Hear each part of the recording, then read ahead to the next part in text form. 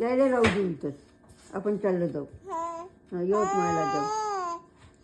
माझ्या घरी बंगई आहे मस्त, नवीन घरी बंगई, बंगईसाठी हे टाकलं मस्त मी. बंगई आहे, जिना आहे वरती मस्त, पाण्याचं टाकं आहे सिमेंटचं, कमोड संडास आहे. आपल्या यवतमाळला नाही पण तिथं आहे आपल्या का नरसापूरला.